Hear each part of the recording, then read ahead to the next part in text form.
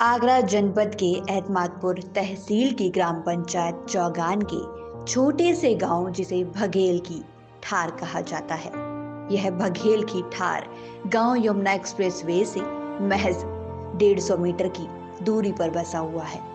गांव में यूं तो 15-16 घर ही हैं, लेकिन बड़ी हैरत की बात है कि गांव में आने जाने के लिए कोई भी पक्का रास्ता नहीं है। जी हाँ, यही है वह गांव जहां के नौजवान युवक निहाल सिंह को महामहिम राष्ट्रपति की ओर से जीवन रक्षा पदक दिए जाने के लिए पत्र मिला है। निहाल के परिवारीजनों सहित पूरे गांव के लिए बड़ी खुशी का विषय है। ऐसा पहली बार हुआ है जब इस गांव के व्यक्ति को महामहिम राष्ट्रपति से मिलने का मौका मिलेगा। आइए अब हम आपको वह स्थान दिखाते हैं जहां 8 जुलाई वर्ष 2019 को अवध डिपो लखनऊ की जनरत बस यमुना एक्सप्रेस वे से होकर दिल्ली जा रही थी। साथियों, मैं आज यहाँ पे आपको एक घटना के बारे में रूबरू कराना चाहता हूँ जो कि लगभग अब से 1.5 वर्ष पुरानी है। यहाँ 8 जुलाई वर्ष 2019 की सुबह काली स्याह रात को सुबह एक बस आकर के पलट जाती है और इसी करबन नदी यानी झरना नाले में आकर के गिरती है। ऊपर से आप ऊंचाई भी देख रहे होंगे जिसमें 1 दर्जन से अधिक लोगों की मौत हो चुकी थी।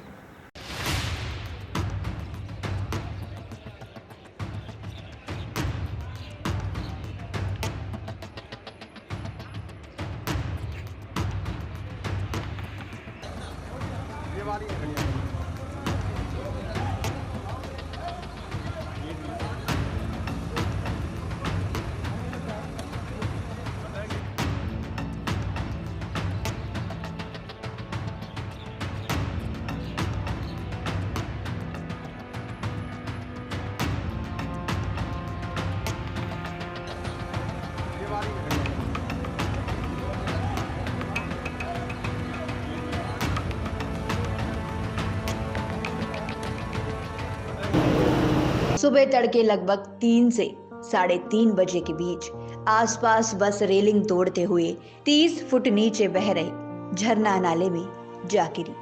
सुबह सवेरे शौच करने आए ग्रामीण निहाल सिंह ने एक धमाकेदार आवाज सुनी तो उस पर रुका नहीं गया।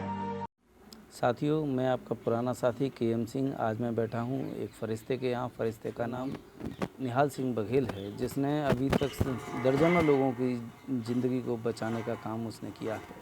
उसे राष्ट्रपति की ओर से जीवन रक्षा पदक मिलने जा रहा है। हम उसके घर वालों से और उससे भी रूबरू होंगे, देखेंगे उस पदक की खुशियाँ उनके घर में क्या लेकर के आती हैं। 8 जुलाई वर्ष 2019 की घटना के बारे में आज हम निहाल सिंह से उस दिन का पूरा जीवंत सुनते हैं। निहाल, बताइए 8 जुलाई को क्या हुआ था वर्ष 2019 में? मैं सवेरे शौच के लिए गया था। सुबह 4:20 की बात थी। उस पानी में ऊपर से गिरी थी। मेरे को पता नहीं इसमें क्या गिरा हुआ था। मेरे सामने गिरी बस। मैंने समझा इसमें ट्रक गिरा है। जब पास में जाके देखा तो उसमें बहुत चीख पुकार की आवाज़ आ रही थी।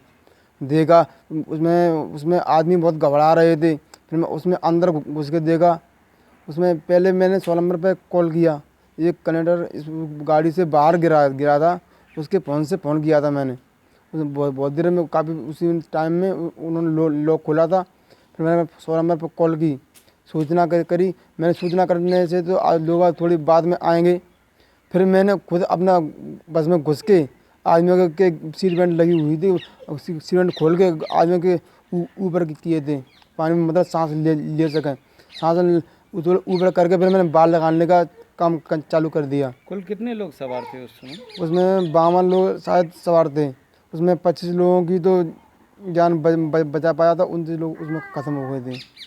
अच्छा, उसके बाद में क्या पुलिस कितनी देर बाद आई थी? घटनाक्रम कैसे रहा? पुलिस उसमें आधे घंटे बाद पुलिस आई थी। आधे घंटे मतलब लगभग बाद में आई थी। मैं तो लगाने में पड़ा हुआ था। तो उस टाइम तो जितने लोगों की जान तो मैंने बचाई है और बहुत लोग आ गए थे मदद करने के लिए। एक उसमें कंडक्टर था, वो तो भाग गया था। बात करके वो तो भाग गया था। निहाल ने जब नाला झरना के पुल के नीचे जाकर देखा तो उसके हाथ पांव फूलने लगे। बस लगभग 6 फीट पानी में जा चुकी थी। बस में फंसे लोग अपनी जान बचाने के लिए बार बार गुहार लगा रहे थे। लोगों की चीख पुकार सुनकर निहाल से रहा नहीं गया। बस के कंडक्टर का मोबाइल लेकर 100 नंबर पर डायल करता निहाल सिंह घटना की सूचना देता है। इसके बाद वह खुद ही एक पत्थर से बस के शीशे को तोड़कर बस के अंदर दाखिल होता है और एक एक कर लोगों को बाहर निकालता है। पुलिस के आते आते वह करीब 1 दर्जन लोगों को जिंदा बाहर निकाल चुका था।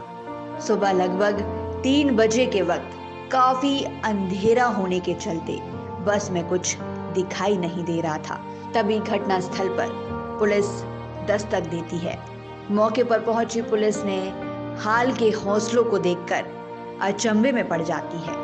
बस में फंसे यात्रियों की कर्णकुंद्र चीख पुकार को सुन पुलिसकर्मी खुद को रोक ना पाए और उन्होंने भी बस में फंसे यात्रियों को एक एक करके बचाना शुरू कर दिया।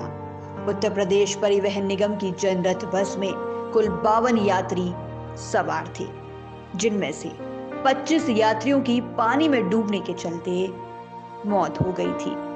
ये जो नाला झरना का आप पुल देख रहे हैं, इसी नाला झरना पुल के पास में एक गांव है जो कि ठार चौगान के नाम से जाना जाता है। यह ठार चौगान वह गांव है जहां एक फरिश्ता भी रहता है। फरिश्ते का नाम आपको बता दें, पहले भी नाम आपने सुना होगा निहाल सिंह बघेल का। निहाल सिंह बघेल के आज हम गाँव आपको लेके चलते हैं। उसे राष्ट्रपति की ओर से जीवन रक्षा पदक मिलने जा रहा है। पुलिस और निहाल की जुगलबंदी के चलते 27 लोगों को जिंदा बाहर निकाल लिया गया था। भले ही हम लोगों को आजाद हुए 73 साल पूरे हो चुके हैं, लेकिन एडमातपुर तहसील के इस गांव की हालत आज भी जस की तस बनी हुई है। ग्रामीणों की माने तो अभी कुछ दिन पहले ही यहां बिजली की सप्लाई आई है, लेकिन आज भी गांव तक पहुंचने के लिए कोई भी पक्का रास्ता नहीं है। बरसात के दिनों में नाला झरना, जिसे पूर्व में करबन नदी के नाम से भी जाना जाता था। आइए हम निहाल के और भी पारिवारिक जनों से बात करते हैं। निहाल के बड़े भाई हैं मेरे साथ में, जिनका नाम रामपाल है। जी रामपाल जी, क्या कुछ कहना चाहेंगे? आपके भाई को इतना बड़ा एक पदक मिलने जा रहा है। सर, हम तो ये चाहते हैं निहाल सिंह के बारे में कि निहाल सिंह बहुत बहादुर, बचपन से ही बहुत बहादुर रहा है वो। और इससे पहले बस में पलटी थी, उसमें निहाल सिंह ने बहुत लोगों की जान बचाई थी। कई लड़कियों की, कई लड़कों की जान बचाई थी निहाल सिंह ने। और उसके बाद में ये हादसा हुआ था। इससे पहले सुबह 4 बजे 20 मिनट की बात है, ये भी वहाँ पर पहुँच के यहाँ इसने बस का शीशा तोड़ के बस की जान बचाई। घर वाले इस बात से बहुत खुश हुए हैं कि निहाल सिंह पहले से भी बहुत तेज़ था और बहुत लोगों के पहले कई बार नदिया में डूबते लोगों की जान बचा चुका है। तो हमने ये राष्ट्रीय पदक निहाल सिंह को मिलने जा रहा है, इससे बहुत दिल में बहुत वो हो रहा है, संतुष्टि हो रही है कि ये बहुत अच्छा काम कर रहा है हमारा भाई। और हम भी निहाल सिंह के भाई के साथ ही लगे हुए हैं कि भाई निहाल सिंह बहुत अच्छा है, उसके साथ हम भी रहना चाहते हैं कि वहाँ हमारा भाई है जो अच्छा काम कर रहा है। जी ये चाहती हूँ मैं तो भैया तो सबना की मदद बचाए, जन बच्चे बाल वाले बच्चे जब नौकरी लगी जाए, जब बच्चे ना पढ़े लिखे लें, ये चाहती हूँ मैं तो भैया। ये कर रहे हैं गुजर पानी, मेहनत कर रहे हैं, रोज ला रहे हैं, रोज खा रहे हैं बेटा। बहुत हालियत खराब हुआ है। मैं आपको निहाल सिंह बघेल की धर्मपत्नी से भी मुलाकात कराना चाहता हूं आप लोगों की। निहाल सिंह बघेल की पत्नी का नाम है सुनीता देवी। जी बताइए, आपका क्या कैसा महसूस कर रही हैं इस समय जब से आपके घर में पत्र आया है? अच्छा ही सा महसूस कर रहे हैं, पर लेकिन लेकिन ये है कि जैसे अगली बार भी बस पलटी, जब भी ना कुछ सुनाई पड़ा, अब भी पलटा है। अब जैसे जैसे दिन होते जा रहे हैं तब पता पड़ रहा है। अब पता नहीं कैसे, अभी कोई पता नहीं है आगे कितना क्या होगा। जैसे ऐसे लेटर आते हैं तो ना अच्छा लगता है। सरकार से कैसी मदद चाहते हैं? सरकार से यही चाहते हैं, हमारे 4 बच्चे हैं, उनकी पढ़ाई लिखाई अच्छी हो जाए, न का कोई थोड़ा सा कुछ मिल जाए, नौकरी वगैरह, यही चाहते हैं। मैं पुष्पेंद्र पाल सिंह बघेल। जी, क्या कुछ कहना चाहेंगे आज इस विषय में? आज जो एक जीती जागता उदाहरण निहाल सिंह बघेल ने जो दिया है, उसके लिए हम इकट्ठा हुए हैं। निहाल सिंह बघेल ने जो पिछले दिनों में जो घटना हुई थी उस बस में तकरीबन 40 से 50 लोगों की जान बचाई थी। तो हम चाहते हैं कि जो एक जीता जागता उदाहरण है, इसके लिए लोगों को मदद करनी चाहिए।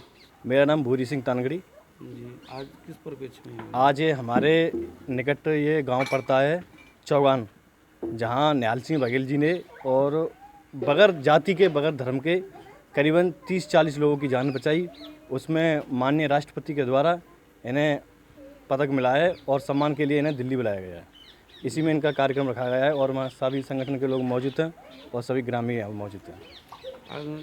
आप जो समाज के लोगों को क्या कुछ कहना चाहेंगे? मैं तो ये कहना चाहूँगा कि सब लोगों को कहीं ना कहीं एक दूसरे की मदद करनी चाहिए। जैसे ही निहाल सिंह जी ने जो काम किया है वो वास्तविक एक सराहनीय काम है और ये कि समाज के लिए नहीं है, ये सर्व समाज के लिए ऐसा कार्य किया है जो एक स्वर्णिम अक्षरों में लिखा जाए कि वास्तव में कोई होनहार आदमी था, उन्होंने ये कार्य किया, सबके लिए किया है। इसी यमुना एक्सप्रेस वे के पुल के नीचे से ग्रामीणों का आवागमन होता है, जहां बरसात के दिनों में स्थिति और भी ज्यादा खराब हो जाती है। 4 बच्चों का भरण पोषण कर रहे निहाल सिंह की पत्नी सुनीता सरकार से आस लगाए बैठी है कि सरकार कुछ ऐसा करे जिससे उनके बच्चों की पढ़ाई लिखाई पूरी हो सके।